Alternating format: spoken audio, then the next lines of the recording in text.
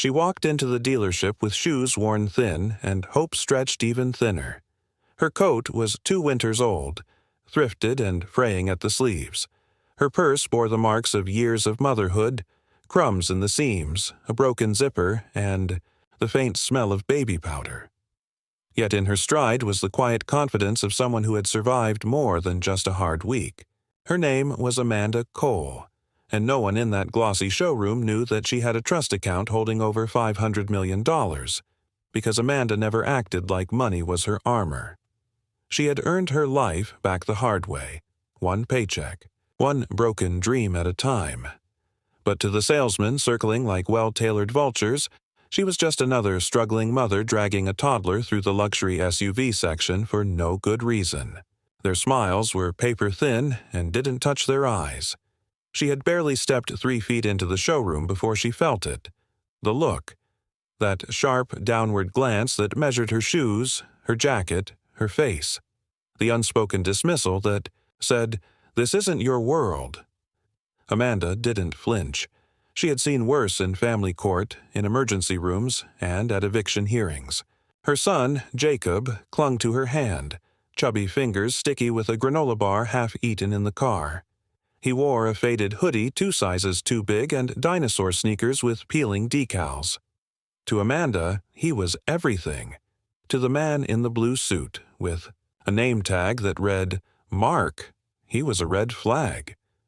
Mark approached her with the kind of politeness soaked in suspicion. He didn't offer her a seat. He didn't ask what she needed. He simply tilted his head and asked, without words, if she was lost.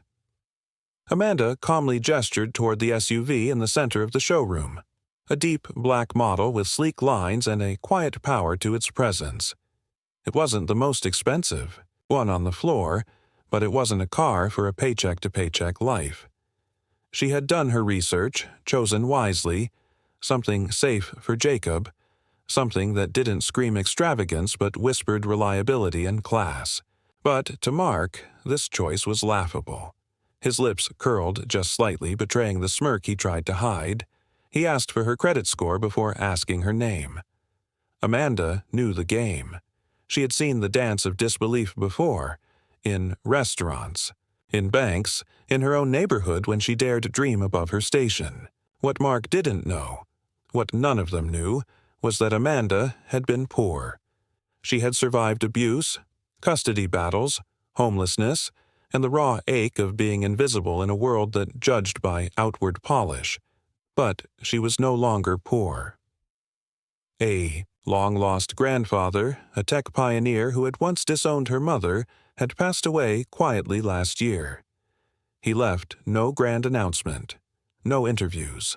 Just a letter, a lawyer, and a $500 million inheritance deposited silently into a trust for his only grandchild, Amanda. She had read the news reports like everyone else. The mysterious will of Silicon Valley's ghost billionaire. Nobody connected her to the man who had disappeared from public life decades ago. Amanda never changed her last name. She never stepped into the spotlight. She chose to raise her son in peace, living off modest interest, reinvesting quietly. Her life changed financially, but not in appearance. She didn't buy mansions. She didn't flash wealth. She didn't crave respect that came with labels. What she wanted was simple. A car that was safe and dependable. A vehicle that would start on cold mornings and not rattle on highways. A place where her son could nap peacefully during long rides to daycare and back. And so she stood there, facing Mark's condescension with grace. When Mark waved over another salesman, whispering behind his palm like she wouldn't notice, Amanda smiled politely and walked toward the car. She ran her hand along its frame, already imagining the booster seat in the back, Jacob's toy truck tucked into the side pocket, her reusable shopping bags in the trunk. It wasn't about proving anything. It was about claiming something she deserved. A slice of ease in a life that had always been hard. But as she reached for the door handle to peer inside, Mark stepped in front of her. Not aggressively, but with enough intrusion to make a point. He offered to show her something more affordable. Something within reach. Amanda's chest tightened, not in anger, but in deep, familiar hurt.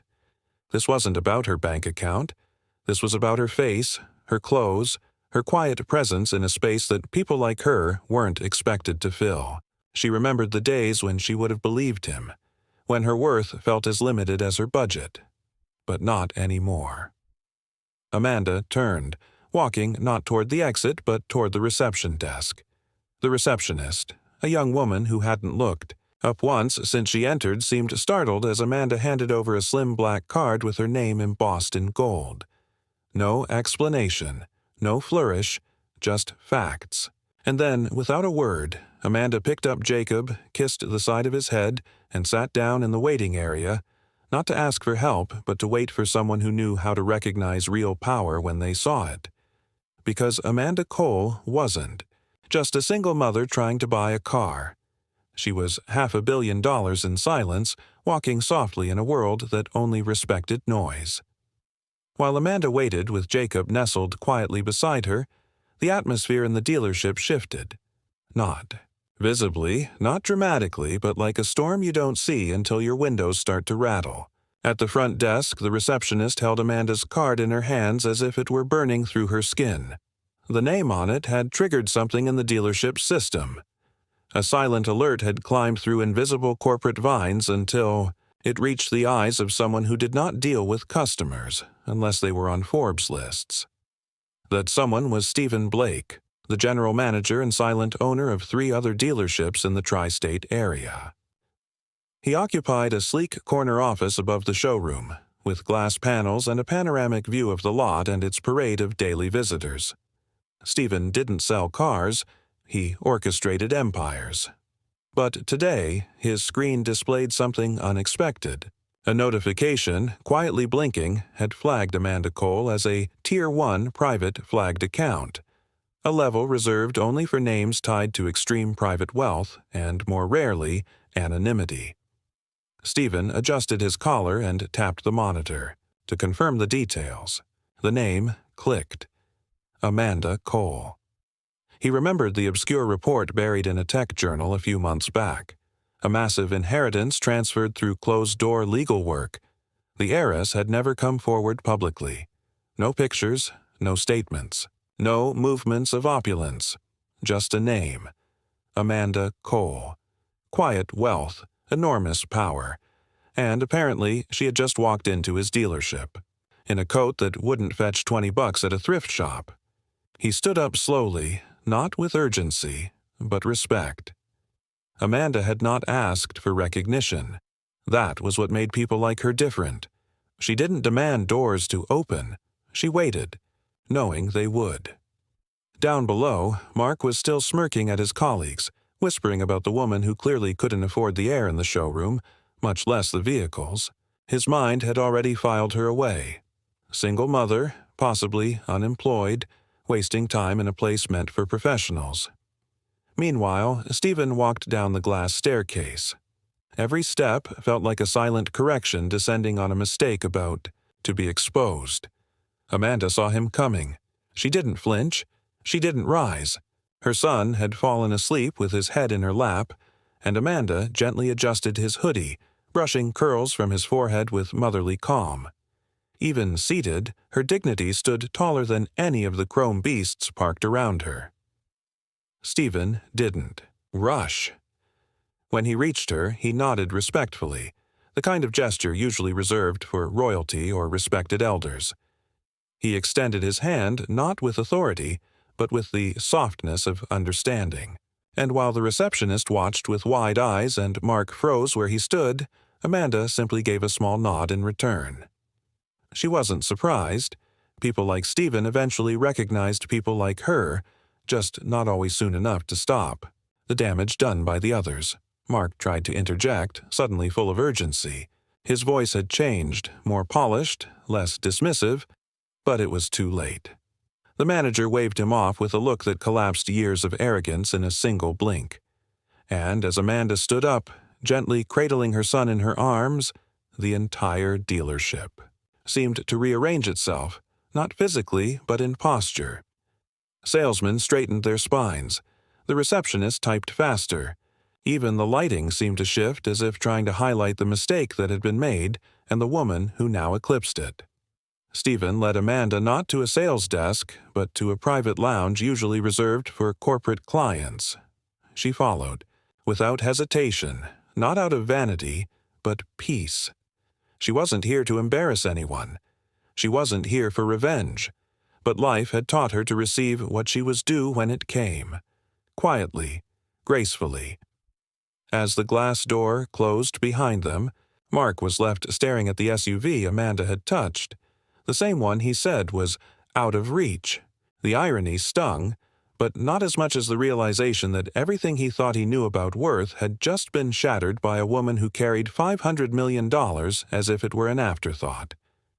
Inside the lounge, Amanda sipped water while Jacob slept soundly on the plush couch beside her. A specialist team, summoned silently, was already preparing a custom package. Not just for a car, but for service, delivery, and long-term care. Amanda didn't say much. She didn't need to. Her presence had already rewritten the day's entire narrative. Outside, whispers spread. Who was she? Why had the manager stepped in personally? What did the cards say? The dealership, once filled with quiet judgment, now pulsed with curiosity, speculation, and a deep sense of regret. But Amanda wasn't interested in any of it. She wasn't there to teach lessons. She had already spent years learning her own. What she wanted was the key to a car that would take her and her son forward. Away from stairs. Away from labels. Toward something that looked, and finally felt, like dignity. She hadn't come to remind the world of her value. She had come to protect the little boy in her arms from ever questioning his. And that mission, unlike her fortune, wasn't inherited. It was earned. Every single day. The car wasn't just purchased, it was curated. Amanda didn't have to ask twice. In a private suite where every surface gleamed and every staff member's tone softened to reverence, she was offered more than a vehicle.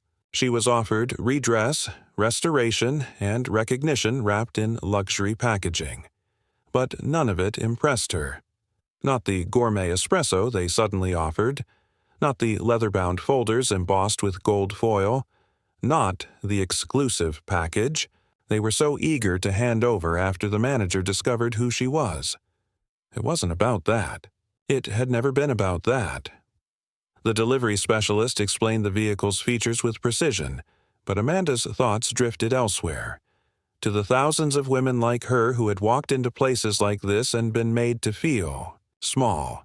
Women juggling single motherhood with silent suffering. Women who once looked in the mirror and saw only what the world told them they weren't. Not stylish enough, not rich enough, not put together. She had worn those labels before. She had peeled them off, one at a time, with every court date she showed up to alone, every bill she paid with nothing but scraped-together faith, and every time she tucked Jacob in at night, whispering promises she wasn't sure she could keep. The car keys were placed on a velvet tray as if she were a queen, but Amanda reached for them not with pride, but with a sense of finality. This wasn't a beginning. It was a milestone.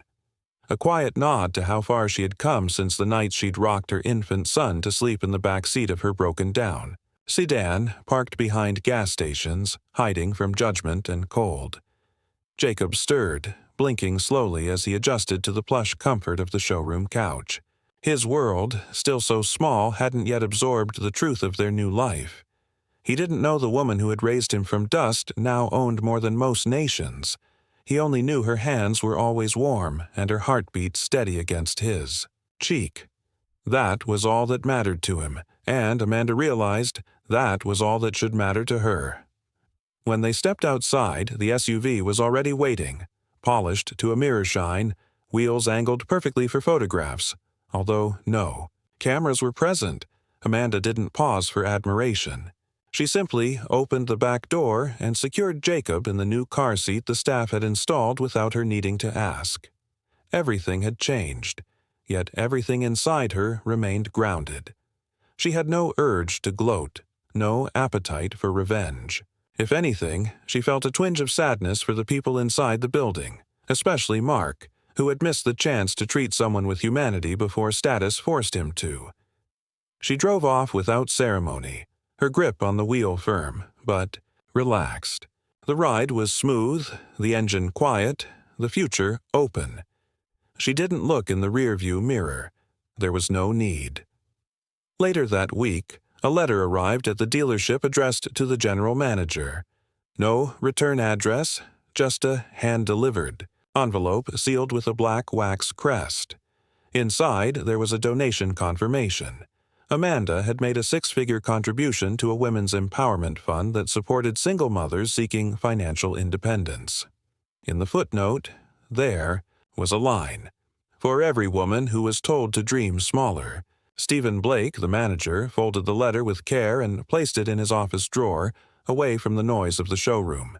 He didn't need to show it to his staff. The lesson had already been taught. Back at Amanda's modest home, intentionally modest, she parked the new SUV beside a battered old bicycle she hadn't yet thrown away. It reminded her of the first job she had taken when Jacob was still a baby. She used to bike to work before sunrise, legs burning, face cold, arriving with sweat in her sleeves and hope in her eyes. The pain of those mornings had never quite left her bones. She sat quietly that evening, sipping tea while Jacob played with blocks on the living room rug. The lights were dim, the air soft with the scent of lavender oil. Her phone buzzed with alerts she ignored. Investment updates, trust, performance, fund suggestions. Her wealth moved like a river, but Amanda remained the rock, still grounded, immovable by current or trend. She didn't care about net worth. She cared about impact. What could she build that would outlast her? What could she heal that had been broken not just for her, but for others? The car had been a test, not of finances but of humanity. And though some failed it, Amanda didn't leave bitterness behind. Only a quiet hope that maybe, next time, the next woman in worn shoes and tired eyes might be seen for who she was, before the credit card speaks, before the headlines follow, because wealth isn't the greatest currency. Amanda Cole had built a life in the shadows, intentionally. While her inheritance was legally public, the media had overlooked her story in favor of louder ones. Heiresses who flaunted, billionaires who boasted. Amanda never gave them reason to look her way. But after that dealership visit, something shifted, subtly, then all at once. A junior employee had overheard too much, seen her name on confidential documents, and whispered the tale into the wrong ears. Within days, the story found its way into a local business blog. The headline was vague but curious. Mystery billionaire seen buying mid-range SUV in cash. Who is Amanda Cole? The article didn't have photos or solid facts, just speculations and a screenshot of a financial trust linked to her name. But in a world hungry for stories of reversal and power hidden in plain sight, it spread like wildfire. Syndication followed. Larger outlets grabbed the angle. Suddenly, Amanda's story wasn't hers anymore. It was public property. At first, she ignored it. Her phone lit up with missed calls from unfamiliar numbers. Emails flooded her inbox with interview requests, podcast offers, TV show invitations, and even speaking engagements. Journalists camped outside the dealership for days, hoping to catch a glimpse of the woman who wore worn-out boots while quietly owning more wealth than most celebrities combined. Amanda stayed home, grounded as always. She shielded Jacob from the attention, maintaining their routine as if nothing had changed. She dropped him off at daycare, packed lunches, washed clothes, and vacuumed the same carpets she always had. The world may have found her fascinating now, but she knew it wouldn't last.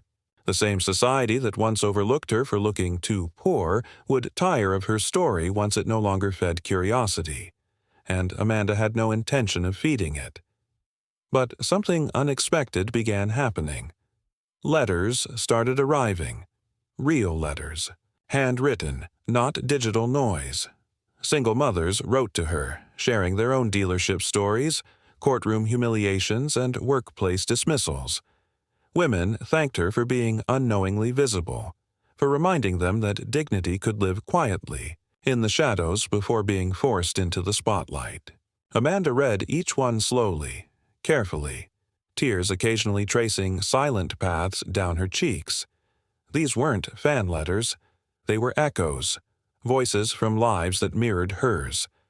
She started replying, not to all, but to many, simple notes of encouragement. Sometimes a check-in closed, sometimes a phone number for a legal aid nonprofit she quietly funded. She wasn't trying to become a movement, but the gravity of her experience had pulled people into her orbit, and Amanda wasn't the kind of woman to look away. Then came the moment that truly changed everything. Not for Amanda, but for someone else. A local news crew did a follow-up piece. They visited the same dealership hoping to gather footage. In doing so, they interviewed Mark, the salesman who had first dismissed her. He denied any wrongdoing, but viewers saw through the spin. His tone was unmistakable, his regret half-hearted. Within 24 hours, the dealership's ratings tanked. The owner released a statement. Mark was quietly let go. Amanda didn't smile at the news. In fact, she winced. While he had treated her poorly, she never wished anyone to lose their livelihood. But society was beginning to shift, if only a little, not because of vengeance, but because the world had witnessed in high definition what casual condescension looked like, and they didn't like it. The manager, Stephen Blake, handled the fallout with rare dignity. He released a statement acknowledging the incident and announced that their company would now offer financial literacy workshops for single mothers and first-time buyers, free of charge. Amanda didn't endorse it. She didn't attend. She didn't even respond. But she saw the news, nodded once, and kept moving. A week later, Amanda met with her estate attorney and quietly approved a trust revision. A new clause would fund a program under her late grandfather's name, the Raymond Cole Quiet Empowerment Fund. Its mission would be simple: offer support to those who had once been silenced by shame, poverty, or prejudice. No media campaigns, no flashy logos. Just actions behind the scenes as Amanda had always preferred. She also bought a second car, not for herself, but for her son's future caretaker. Found a car waiting in her drive with a note: for all the rides you never got paid for. Amanda still cooked dinner in the same old kitchen, still wore the same coat when she visited the grocery store, still clipped coupons not because she needed to, but because habits born from survival don't vanish with fortune. They evolve. Her mailbox overflowed now, some letters full of admiration, others dripping with envy. But none of it shook her. Amanda had lived through storms money couldn't shelter her from. She had crawled through years where she had to choose between food and rent, between medicine and gas. Wealth hadn't saved her. It had only given her the tools to save others. And that, she thought, was a responsibility, not a crown. So while her name now carried weight in boardrooms and brokerages, Amanda Cole remained unchanged in the way that mattered most. A mother who once stared down shame and now stared down power with the same quiet resolve. And no matter what the world said about her, she would never forget who she had been the day she walked into that dealership, hoping only to buy safety and accidentally buying a movement. The story faded from the headlines just as Amanda knew it would. The media, always hungry for the next twist, had moved on. New scandals, new celebrities, new crises. Amanda's face, which had barely graced the spotlight, disappeared again into anonymity. But that was where she had always found her strength, not in attention, but in purpose.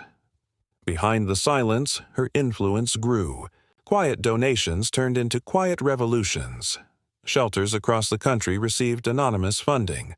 Legal aid organizations found themselves equipped to fight custody battles for women who had no voice. Rent assistance programs appeared where, Evictions once loomed like death sentences. No branding, no press releases, just results. Amanda worked from her living room. She built teams without ever showing her face. She interviewed grant recipients over the phone using a different name. She listened, she learned, and she trusted her instincts. The same instincts that had once helped her navigate nights of hunger, unpaid bills, and social services with a baby on her hip. Her son, Jacob, was growing fast. His world was no longer built on scarcity. He had books in every room, a bedroom of his own, and a mother who never missed bedtime. Yet Amanda kept him grounded. He didn't know their net worth. He only knew kindness. She raised him with the understanding that what you own should never outshine how you treat others. One Saturday morning, Amanda took him to a local community fair, something she'd never had time for when money was tight and work was constant. Now, with flexibility and freedom, she could participate in joy again. She bought a handmade bracelet from a vendor whose hands trembled with age. She helped set up tables for a book drive. No one recognized her. No one whispered or pointed. She was simply a mother with a gentle smile and a boy who clung to her arm when he got shy. But just as they were leaving, Amanda noticed a woman struggling at a nearby booth. She had 2 children and a mountain of flyers she was trying to hand, out for a women's shelter that was nearing closure. Amanda didn't hesitate. She walked over, accepted a flyer, and made a mental note of the shelter's name. That night, after Jacob went to sleep, she found its financial statements online. They were barely hanging on. By morning, they had a fully funded endowment, enough to operate for the next 20 years. The director never learned where the funds came from, only that they were transferred by a private party with a mission to protect. That was Amanda's way. She moved like wind through windows, felt but unseen. The dealership where everything began eventually remodeled. The front desk was replaced, the walls repainted. The new sales team received training not just in customer service, but in customer respect. One of Amanda's letters had been framed in the break room, with her permission, its words simple but lasting. When you meet someone who looks like they don't belong, remember, you might just be standing in the presence of a storm that already passed. Stephen Blake, the manager, kept that quote as a reminder. He never forgot the lesson. Not because of what Amanda had said, but because of what she never needed to say. The memory of her grace, her stillness, the quiet way she had redefined power, that hue stayed with him longer than any policy. Years passed. Amanda declined every offer to tell her story. She turned down documentaries, declined magazine features, and refused every exclusive interview that promised to empower women through her voice. She didn't need to be anyone's symbol. She was too busy doing the work others only talked about. She moved homes once, not to upgrade, but to find a neighborhood where Jacob could grow with trees, friends, and dignity. The new house was modest for someone of her wealth. 3 bedrooms, a garden, and a porch where she drank tea each morning in the quiet. Birds visited often. The sun rose without needing to be watched. And Amanda, for the first time in her life, felt what it meant to be still without fear. On the anniversary of the day she walked into the dealership, she took the same route again. She didn't stop at the showroom. She simply passed it on her way to the women's center she now funded. Anonymously, a mural had been painted outside the center's wall. Images of women carrying their children through stormy landscapes, holding torches, climbing hills. At the bottom, painted in handwritten script, was a quote she didn't recognize. Some queens never wore crowns. They wore bruises and silence and still stood taller than kings. Amanda stood there, not as the woman who once owned $500 million, but as the mother who had once walked in for a car and walked out with her power returned to her, by no one's permission but her own. Because true wealth is not measured in accounts. It's measured in the legacy you leave behind, in the silence you break for someone else, and in the dignity you carry when the world tries to make you feel small. and Amanda Cole, once invisible, had become unforgettable.